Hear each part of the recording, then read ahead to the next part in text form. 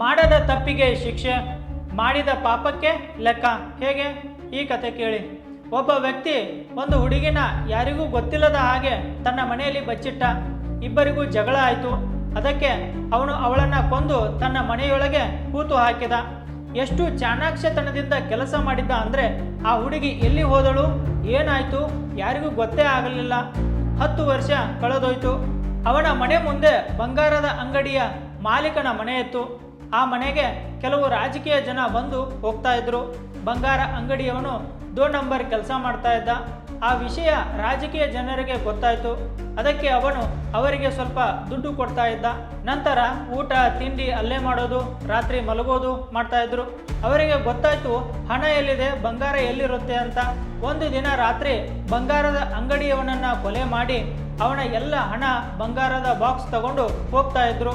10 ವರ್ಷಕ್ಕೂ ಮುಂಚೆ ಒಂದು ಹುಡುಗಿನ ಕೊಂದಿದ್ದಲ್ಲ ಆ ವ್ಯಕ್ತಿ ಟಾಯ್ಲೆಟ್ಗೆ ಹೋಗ್ತಾ ಇದ್ದ.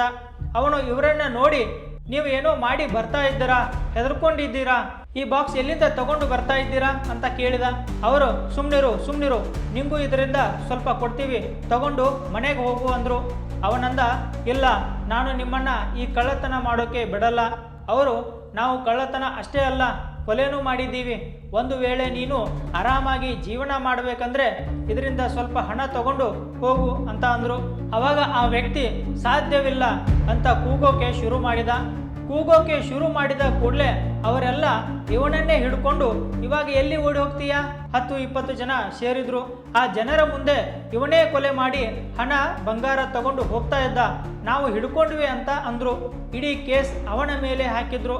ಸಾಕ್ಷಿ ಪ್ರಮಾಣ ಸಿಕ್ಕ ಮೇಲೆ ಜಡ್ಜ್ ಮುಂದೆ ಹೋದಾಗ ತುಂಬಾ ಹೃದಯದಿಂದ ಹೇಳ್ತೀನಿ, ಗಲ್ಲು ಶಿಕ್ಷೆ ಕೊಡೋದಾದ್ರೆ ಕೊಡಿ, ಅಥವಾ ಆಜೀವನ ಕಾರಾಗೃಹ ಶಿಕ್ಷೆ ಕೊಡೋದಿದ್ರು ಕೊಡಿ, ಆದರೆ ನಿಜ ಹೇಳ್ತೀನಿ, ನಾನು ಪಾಪ ಮಾಡಿಲ್ಲ. ನಂತರ ಜಡ್ಜ್ ಕೇಳ್ತಾನೆ, ನೀನು ನಿಜ ಹೇಳು, ಭಗವಂತನ ಸಾಕ್ಷಿ ಮಾಡಿ ಹೇಳು, ನೀನು ಈ ಜನ್ಮದಲ್ಲಿ ಯಾವುದಾದ್ರೂ ಪಾಪ ಮಾಡಿದ್ದೀಯಾ? ಅದಕ್ಕೆ ಇಲ್ಲಿ ತನಕ ದಂಡ ಸಿಗದೇ ಇರೋದು?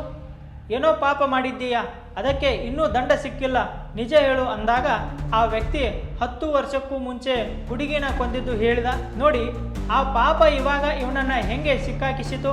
ನಮ್ಮ ಜೀವನದಲ್ಲಿ ಕೆಲವು ಘಟನೆಗಳು ಇದೇ ಥರ ಬರ್ತವೆ. ಅದರಲ್ಲಿ ಈ ಟೈಮಲ್ಲಿ ನಾವು ದೋಷಿ ಆಗಿರಲ್ಲ, ಆದರೆ ಹಿಂದೆ ಮಾಡಿರೋ ಪಾಪ ಇವಾಗ ನಮ್ಮನ್ನ ಸಿಕ್ಕಿಸಿ ದಂಡ ಕೊಡುತ್ತೆ.